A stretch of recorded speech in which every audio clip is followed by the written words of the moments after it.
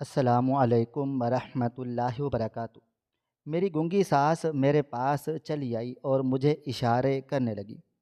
میں اس کے اشارے سمجھ نہیں پا رہی تھی، اور جیسے ہی اس کا بیٹا آیا ساس خاموش ہوگی۔ میرے شوہر اور میرا سسر ہر وقت میری ساس کی نگرانی کرتے رہتے۔ ساس ہر وقت کام میں مصروف رہتی تھی۔ جیسے ہی اسے موقع ملتا وہ مجھے کچھ مخصوص اشارے کرنے لگتی۔ اب میرے دل میں کھٹکا پیدا ہونے لگا تھا۔ میں یوٹیوب پر اشاروں کی زبان سمجھنے لگی۔ ایک روز جب مجھے ان کے اشارے سمجھ آئے تو میرے پیروں تلے سے زمین نکل گئی تھی، لیکن تب بہت دیر۔ آج میری شادی تھی، مجھے حال سے سیدھا ہی گاڑی میں بٹھا کر یہاں میرے سسرال لایا گیا۔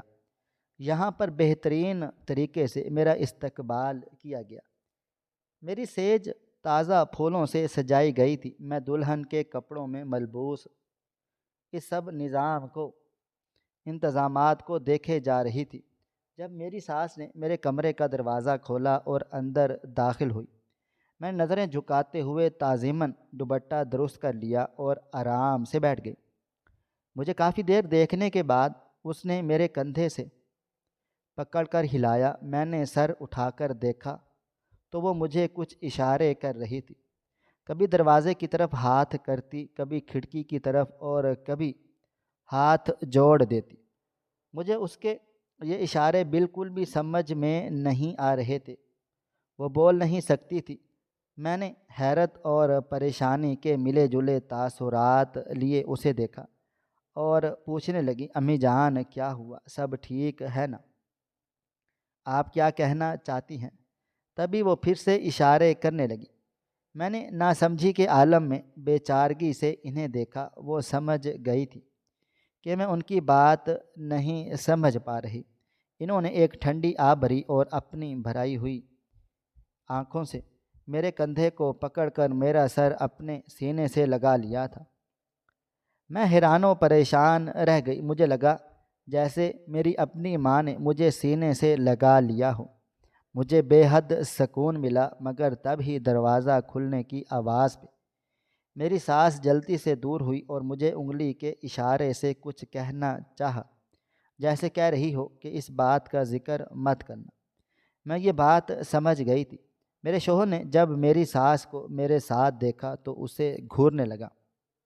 وہ خاموشی سے سر جھکاتی باہر نکل گئی، مگر مجھے شش و پنج میں مبتلا کر کے چھوڑ گئی۔ ان کے جاتے ہی میرے شوہر نے میرے قریب آ کر مجھ سے پوچھا کہ امی کیا کہہ رہی تھی؟ مجھے ان کی بات پہ امی جان کا وہ اشارہ یاد آ گیا۔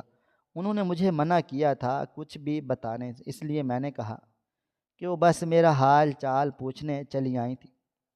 تو میرے شوہر خاموش ہو گئے، مگر کچھ توقف کے بعد کہنے لگے، تم ذرا امی جان سے دور رہنا، میں نہیں چاہتا کہ کچھ غلط ہو۔ ان کی اس بات پر میں حیران رہ گئی کہ یہ مجیب کیسی باتیں کر رہے ہیں۔ اگر وہ اپنی امی کو برا سمجھتے ہیں تو آخر کیوں اپنی ماں کے بارے میں ایسا کیوں سوچے گا؟ میں نے پوچھنا چاہا تو وہ کہنے لگے، بس میں نہیں چاہتا کہ ہمارے گھر میں بھی دوسرے لوگوں کی طرح جھگڑے ہوں اور ساس کا ڈرامہ ہو، اس لیے امی جان سے دور رہو گی تو سب اچھے میں رہیں گے۔ میں ان کی ہر بات پہ حیران ہو رہی تھی۔ بھلا گھر کے جھگڑوں کا دار و مدار بات نہ کرنے اور دور رہنے پہ کیسے ہو سکتا ہے، اور ہمارے درمیان کیسے جھگڑے ہو سکتے ہیں، جبکہ وہ تو مجھے اتنا پیار کر رہی تھی۔ ان کی باتوں پہ میں خاموش ہو گئی۔ مجیب اور میری شادی ہم دونوں کی پسند سے ہوئی تھی۔ میں ایک آفس میں کام کرتی تھی اور اتفاقاً مجیب بھی وہیں کام کرتے تھے۔ پہل تو ہماری بات چیت صرف سلام دعا تک ہی محدود تھی، مگر آہستہ آہستہ ہماری بات چیت میں اضافہ ہوتا چلا گیا۔ جب ہم دونوں کو یہ پتہ چلا کہ ہم ایک ہی کالونی میں رہتے ہیں تو ہماری خوشی کا کوئی ٹھکانہ نہ رہا، کیونکہ کچھ ہفتے پہلے ہی مجیب یہاں پہ شفٹ ہوا تھا اور ہم ایک دوسرے سے ناواقف تھے۔ اس بات کے بعد تو ہماری ملاقاتوں میں مزید اضافہ ہونے لگا۔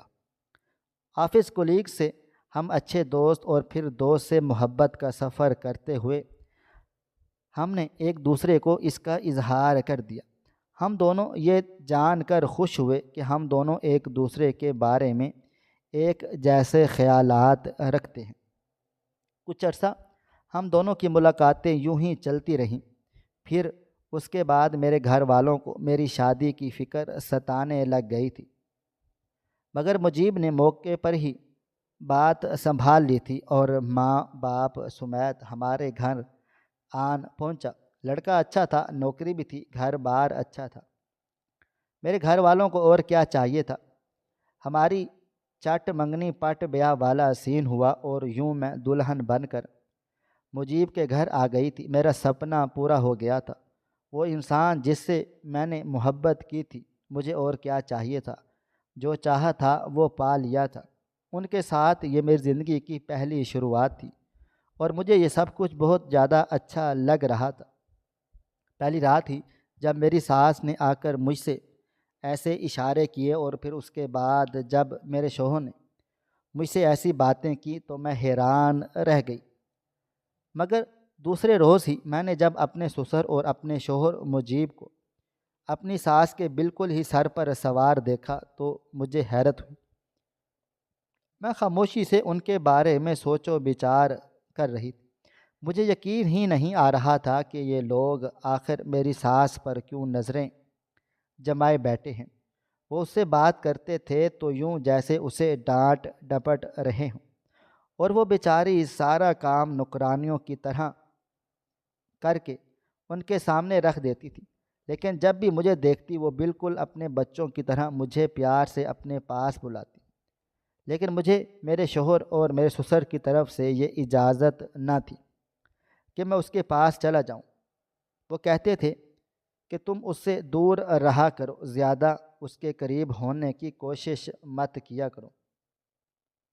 میں ان کی بات سن کر خاموشی سے ان سے دور ہی رہنے لگ گئی تھی، لیکن میری ساس جیسے ہی میرے قریب ہونے کی کوشش کرتی، میں دیکھتی کہ میرے شوہر اور میرے سسر ان پر نظر رکھے ہوئے ہوتے اور وہ اسے کسی نہ کسی کام سے باہر بھیجتے تھے۔ مجھے کہتے تھے کہ تم ان سے دور رہا کرو، ہم نہیں چاہتے کہ گھر میں کوئی لڑائی جھگڑا ہو یا پھر کوئی غلط کام ہو جائے۔ میں یہ دیکھ کر بالکل ہی حیران رہ جاتی، مجھے سمجھ ہی نہ آتی تھی کہ یہ لوگ کیا کہتے ہیں، لیکن میری ساس موقع پاتے ہی مجھے ویسے ہی اشارے کرنے لگتی جیسے اس نے مجھے پہلی رات کیے تھے۔ کبھی وہ دروازے کی طرف ہاتھ کرتی، کبھی وہ دور چلے جانے کی بات کرتی، کبھی وہ ہاتھ جوڑتی۔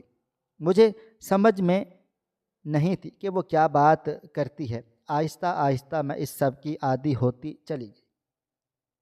میرے شوہر اور میرے سسر نے مجھے یہ بات کافی محسوس کروائی تھی کہ جیسے میری ساس ذہنی طور پر کسی دباؤ کا شکار ہو یا پھر وہ ذہنی طور پر بہت زیادہ خراب ہو چکی ہوں، جیسے کسی بات کی کوئی سمجھ نہ آتی ہو اور وہ ایسے ہی پاگلوں کے جیسی حرکتیں کرتی ہو۔ میں بھی اس بات کو سچ مان کر ان کے سامنے خاموش ہو جاتی تھی۔ وہ مجھ سے کسی بات کے بارے میں ایسے اشارے کرتی تو میں خاموشی سے ان کے سامنے ہاں میں سر ہلا دیتی تھی اور خاموش ہو جاتی، لیکن اسے سمجھ آتی کہ میں نے اس کی بات سنی انسنی کر دی ہے۔ کافی دنوں تک یوں ہی چلتا رہا اور پھر اس کے بعد وہ مجھے ویسے ہی پیار کے ساتھ ملتی، لیکن اشارے کم ہو گئے تھے۔ میں بس انہیں پاگل ہی سمجھتی تھی، لیکن آہستہ آہستہ جب زندگی نے رواں ہونا شروع کیا تو میں نے مجیب سے ایک بار پھر سے آفس میں جاب کرنے کی اجازت چاہی۔ مجیب نے مجھے خاموشی سے گھر بیٹھنے کی بات کہی اور خود آفس کی طرف چلے گئے تھے۔ انہوں نے مجھ سے کہا تھا کہ میری غیرت اب گوارا نہیں کرتی کہ میری بیوی کمائے اور میں گھر بیٹھوں یا پھر میں اس کی کمائی کھاؤں، لوگ کیا کہیں گے۔ ان کی بات سن کر میں حیران رہ گئی تھی۔ وہ شادی سے پہلے کیسی کیسی باتیں کرتے تھے۔ وہ کہتے تھے کہ مجھے آزادانہ عورتیں پسند ہیں، لیکن اب وہ مجھے اس طرح سے گھر میں بٹھا رہے تھے۔ گھر کا سارا کام تو میری ساس ہی کرتی تھی۔ میں گھر میں سارا دن یوں ہی پڑی رہتی تھی۔ اب آہستہ آہستہ جب میں نے مجیب سے یہ کہا کہ میں اب گھر میں بور ہو رہی ہوتی ہوں، تو مجھ سے کہنے لگے کہ میرا ٹرانسفر دبئی میں ہو رہا ہے اور میں تمہیں اپنے ساتھ لے کر جانا چاہتا ہوں۔ ان کی بات پر میں خوش ہو گئی تھی، میں تو ہواؤں میں اڑنے لگ گئی تھی۔ وہ مجھے اپنے ساتھ دبئی لے کر جا رہے تھے، مجھے اور کیا چاہیے تھا۔ میں خوشی سے اچھل کود رہی تھی۔ اس روز بھی ویسے ہی میری ساس میرے قریب چلی آئی اور میرے کندھے کو پکڑ کر مجھے پھر وہی اشارے کرنے لگی۔ مجھے اس کے اشارے ایک بار پھر سے سمجھ میں نہیں آ رہے تھے۔ میں نے اپنا خیال جھٹک دیا اور خاموش ہو گئی۔ مجھے لگا کہ وہ پاگل ہے، وہ ایسے ہی خواہ مخواہ میں حرکتیں کرتی رہتی ہیں۔ لیکن پھر آہستہ سے میرے دل و دماغ نے کام کرنا شروع کر دیا۔ کیا میں یہ سوچنے پر مجبور ہو گئی کہ اگر ان کا دماغی توازن ٹھیک نہیں تو پھر یہ گھر کا سارا کام کاج کیسے کرتی ہیں، کیسے یہ سارے گھر کو سنبھالتی ہیں؟ کوئی بات تو ضرور ہے۔ ملک سے باہر جانے میں اب کچھ ہی روز باقی رہ گئے تھے، لیکن اب مجھے آہستہ آہستہ یہ احساس ہو رہا تھا کہ جیسے میری ساس پاگل نہ ہو، وہ بالکل ٹھیک ہو اور مجھ سے کوئی بات کہنا چاہتی ہو۔ میرے باہر جانے کی بات سن کر وہ بار بار میرے قریب آنے کی کوشش کرتی، مجھے اکیلا پاتی تو مجھے ایک بار پھر سے اشارے کرنا شروع کر دیتی تھی اور میرے سامنے ہاتھ جوڑنے لگتی۔ میں نہ سمجھی کہ عالم میں انہیں دیکھتی رہتی۔ اگلے مہینے کی 15 تاریخ ہمارے جانے کی آخری تھی اور اس مہینے کے ابھی 10 دن رہتے تھے، کل ملا کے 25 دن ہی رہتے تھے اور مجھے ان 25 دنوں میں ہی بہت سارے کام کاج کرنے تھے۔ لیکن سب سے اہم کام جو ابھی مجھے لگ رہا تھا وہ یہ تھا کہ میں اپنی ساس کے ان اشاروں کو سمجھنے کی کوشش کروں جو وہ مجھے پہلے دن سے ہی کر رہی ہے۔ میں نے ایک روز یوں ہی بیٹھے بیٹھے ان کے ہاتھ میں کاغذ اور قلم تھما دیا تو انہوں نے نام میں سر ہلا دیا۔ اس کا مطلب یہ تھا کہ وہ ان پڑھ ہیں، انہیں لکھنا پڑھنا نہیں آتا۔ میں یہ سوچ کر پریشان ہونے لگی کہ ان کے اشارے اب مزید مجھے پریشان کر رہے تھے۔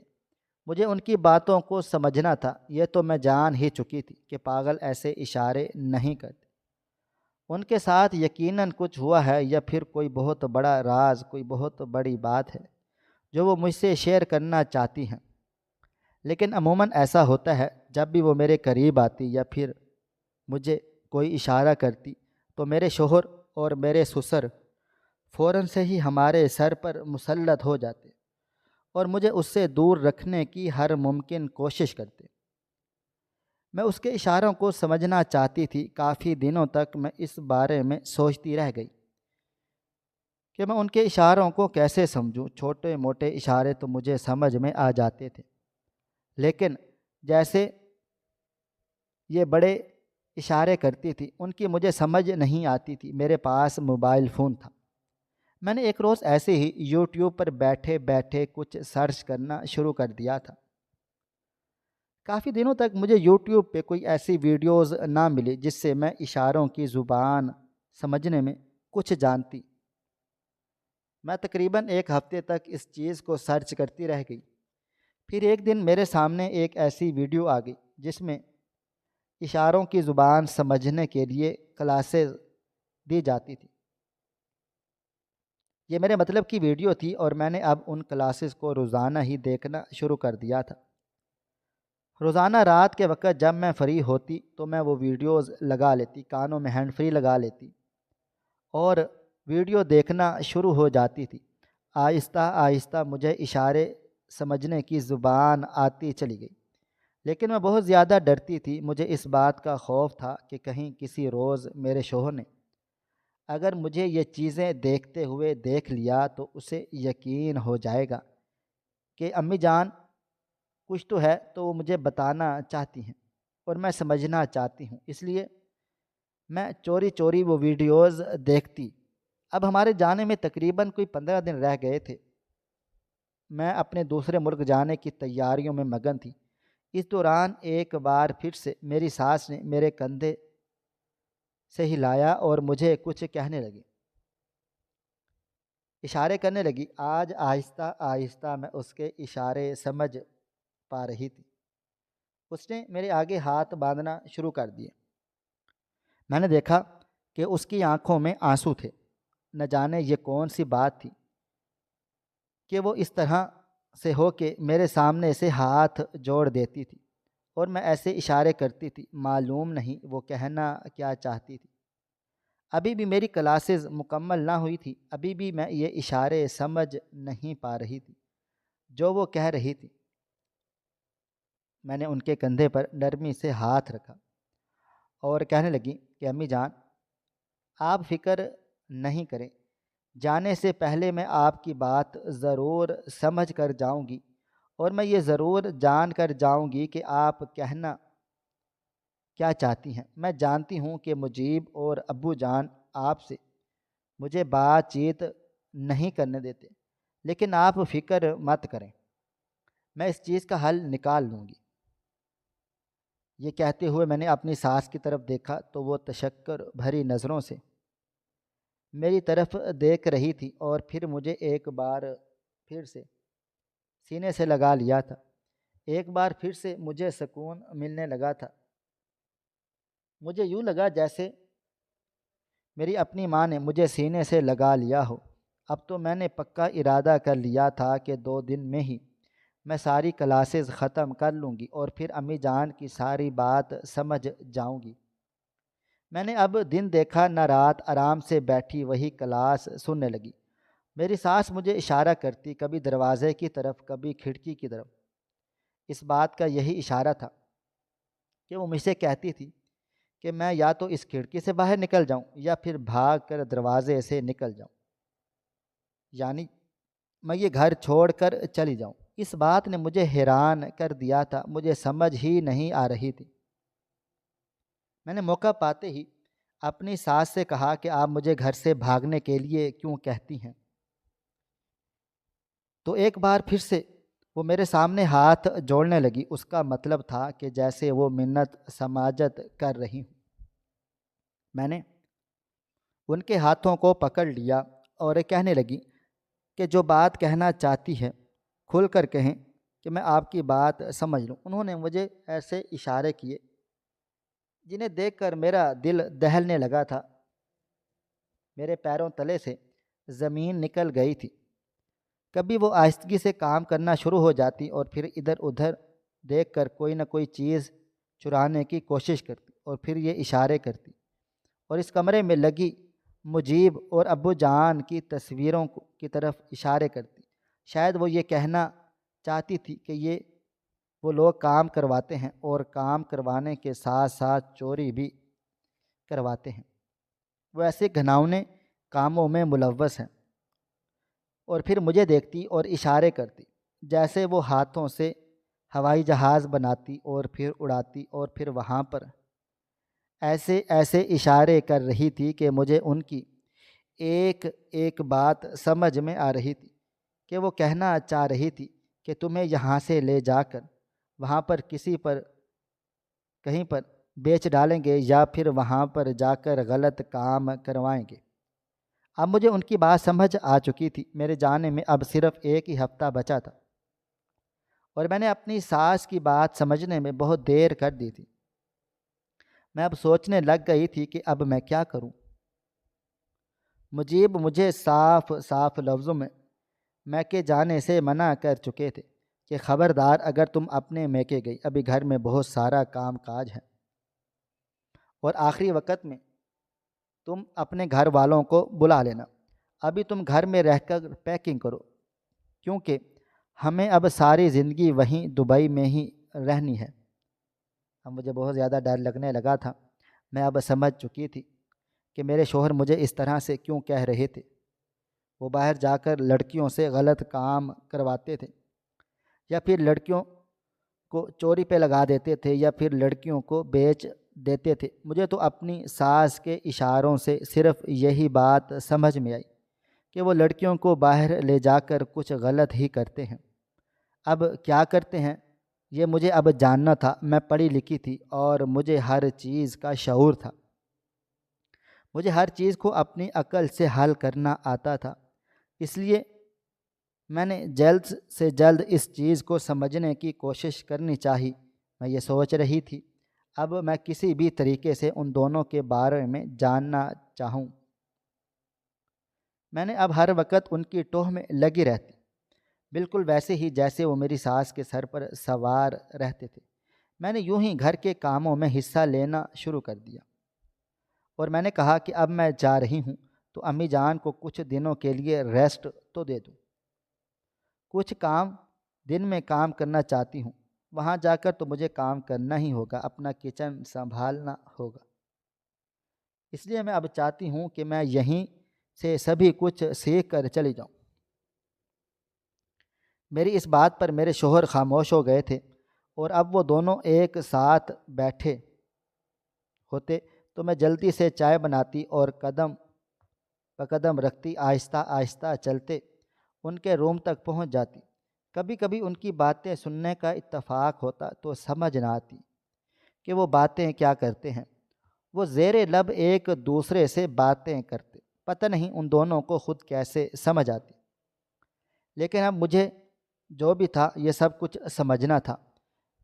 میرے جانے میں اب 2-4 دن ہی رہ گئے تھے اور ان 2-4 دن میں ہی مجھے یہ سارا کچھ سمجھنا تھا۔ اگر خطرہ میرے سر پر منڈلا رہا تھا تو مجھے اب اس خطرے سے باہر نکلنا تھا۔ اس روز بھی میں نے چائے بنائی اور بنا آواز کے چلتے ہوئے میں ٹی وی لاؤنج کے دروازے تک چلی آئی تھی۔ ٹی وی کا آواز بھی اوپن تھا، لیکن آج اتنا اونچا نہ تھا کہ میں ان دونوں کی باتیں نہ سن سکوں۔ وہ دونوں ایک دوسرے سے کہہ رہے تھے کہ کام پکا ہو گیا ہے۔ تبھی میرے شوہر کہنے لگے، ہاں ہاں کام تو پکا ہے، میں نے اسے میکے جانے سے بھی منع کر دیا ہے، اور اب مجھے یہ یقین ہے کہ وہ میکے نہیں جائے گی۔ ہم اتنی رازداری سے یہ کام کریں گے کہ اسے بھنک تک نہیں پتہ چلے گی، اور جب پھر وہ وہاں پر پہنچے گی تب بھی اسے احساس ہوگا کہ کتنی بڑی غلطی وہ کر چکی ہے۔ ویسے بھی عورتیں کتنی بے وقوف ہوتی ہیں، وہ جس سے محبت کرتی ہیں اس کے ایک ایک اشارے پر آنکھیں بند کر کے یقین کر لیتی ہیں۔ اب اسے ہی دیکھ لیجئے، میں نے اسے اپنی محبت کے جال میں پھنسایا تو اب دیکھیں میرے ساتھ دبئی جانے کے لیے اڑی اڑی جا رہی ہے۔ میں نے یہ باتیں سنی تو مجھے پکا یقین ہو گیا تھا کہ یہ لوگ مجھے دبئی خیر سے نہیں لے کر جا رہے۔ میں باہر رہ کر مزید ان کی باتیں سننا چاہ رہی تھی۔ تبھی میرے شوہر کہنے لگے کہ ہاں، پتہ نہ لگنے دینا کہ وہاں جا کر تم اسے ایک کال گرل بنا دو گے۔ کال گرل؟ یہ کیا ہوتا ہے؟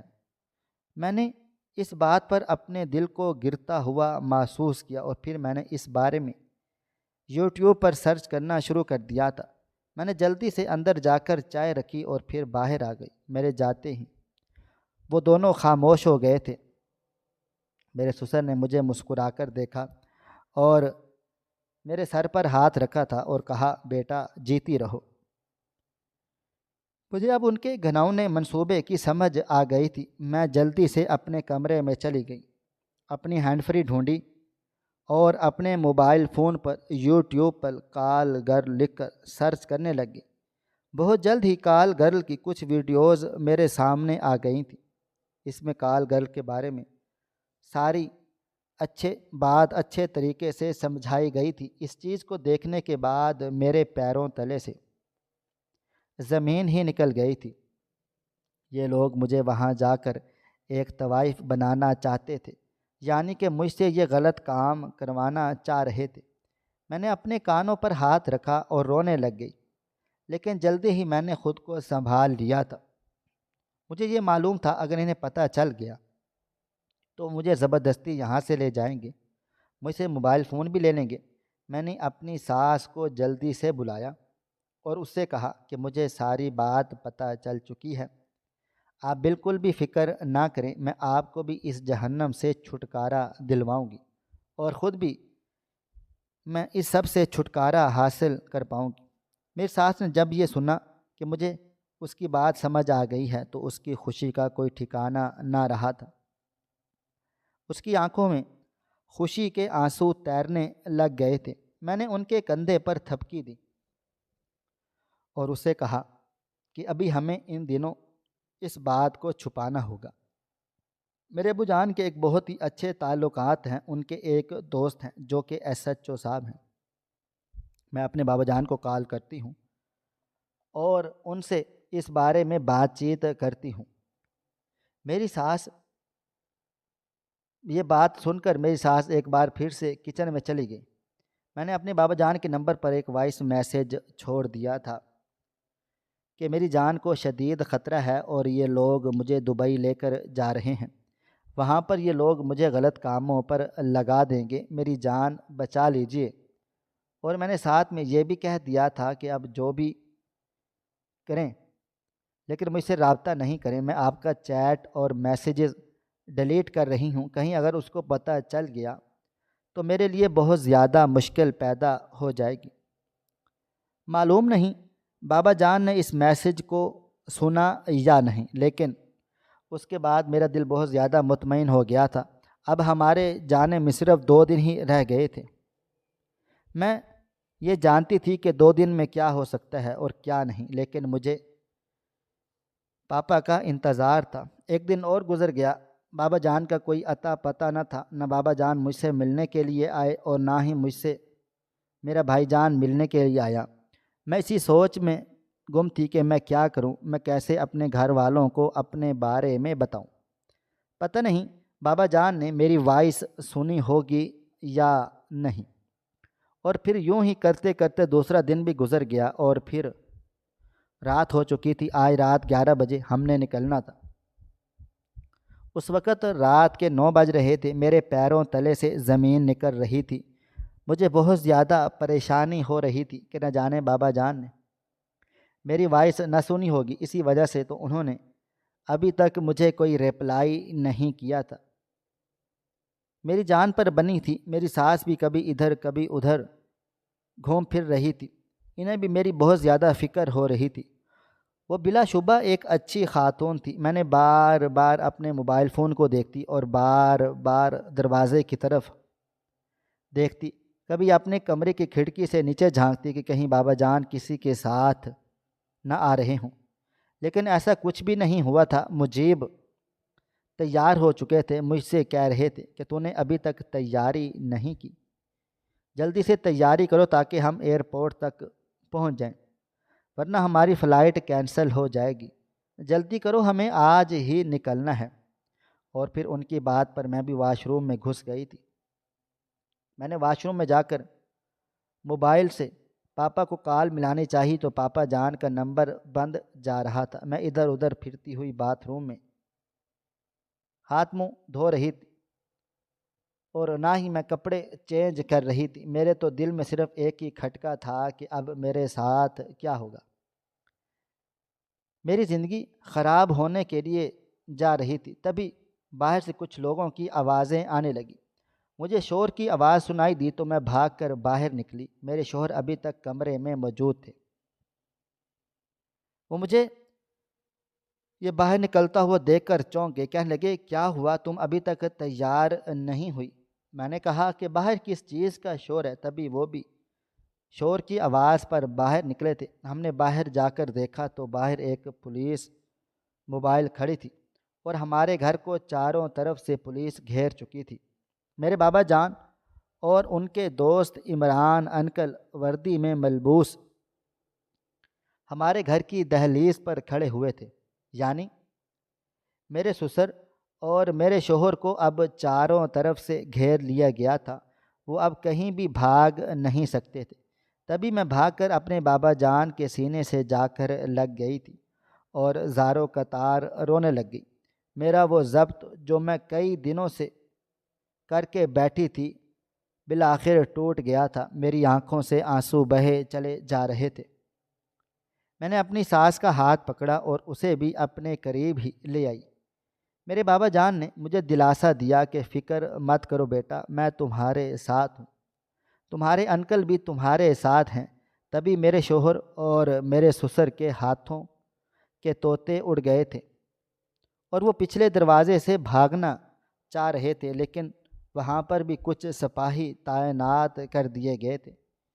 میں نے بابا جان سے پوچھا کہ اتنی دیر کیوں لگ گئی؟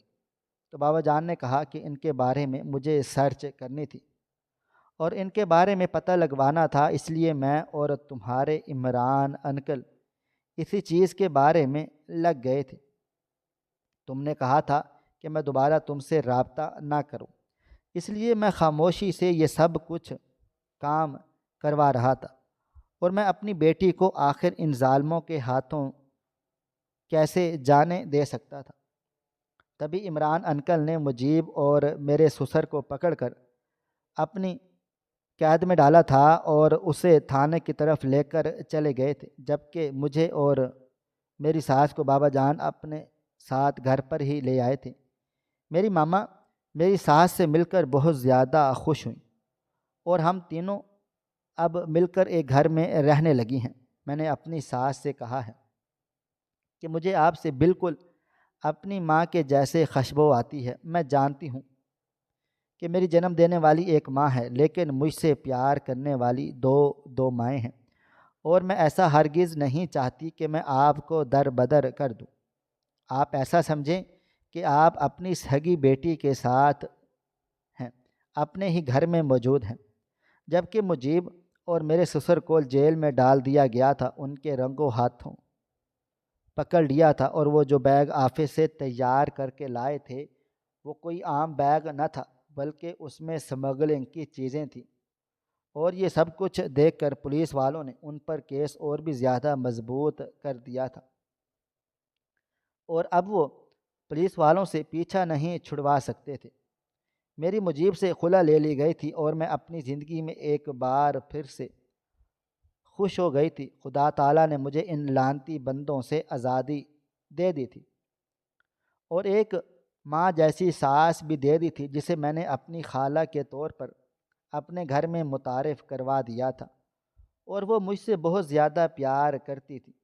اس کے بعد کبھی بھی مجیب اور میرے سسر کا ہماری زندگی میں کبھی نہ پالا پڑا تھا۔ میں اب اللہ تعالیٰ سے اب یہ دعا اور شکر ادا کرتی ہوں کہ خدا تعالیٰ نے میری زندگی بچا لی تھی۔ ان لوگوں سے میں اب اس بات پر بھی کافی زیادہ پچھتاتی ہوں کہ اس وقت اگر میں نے اپنی ماں کی بات مان لی ہوتی تو شاید اس کے ساتھ اتنا زیادہ عرصہ مجھے گزارنا نہ پڑتا۔ لیکن پھر بھی خدا کا لاکھ لاکھ شکر ہے کہ اس نے میری جان بچا لی ہے، اور میں اب اپنے ماما بابا اور اپنی ساس کے ساتھ خوشی خوشی رہتی ہوں۔ میرے لیے یہی سکون کافی ہے۔ خدا ہر کسی کی بیٹی کی عزت کی حفاظت کرے جس طرح اس نے میری عزت کی حفاظت کی۔ شوہر ایسا بنے جو بیوی کے لیے سہارا ہو، بوجھ نہ ہو۔ شادی کا مقصد سکون، محبت اور رحمت حاصل کرنا ہے۔ اگر یہ تینوں چیزیں میسر نہ ہوں تو عورت چاہے محل میں بھی رہے وہ خوش نہیں رہ سکتی۔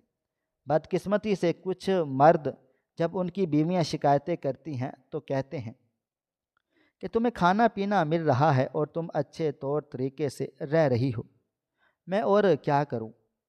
ہاں، یاد رکھیں، کھانا اور رہائش عورت کا بنیادی حق ہے، یہ کوئی احسان نہیں جسے بار بار جتلایا جائے۔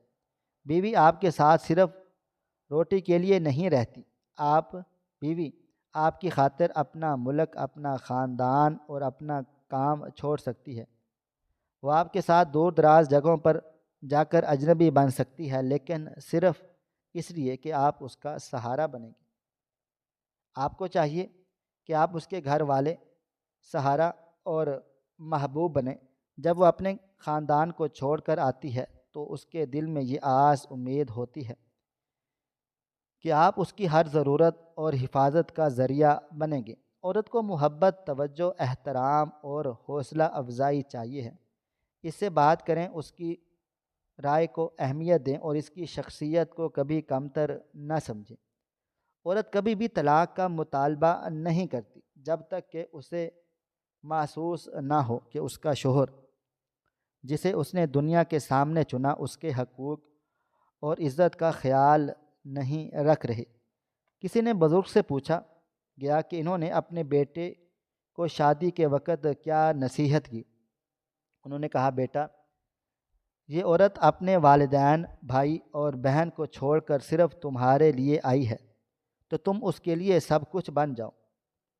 شوہر ایسا بنو جو بیوی کے لیے سہارا ہو، بوجھ نہ ہو۔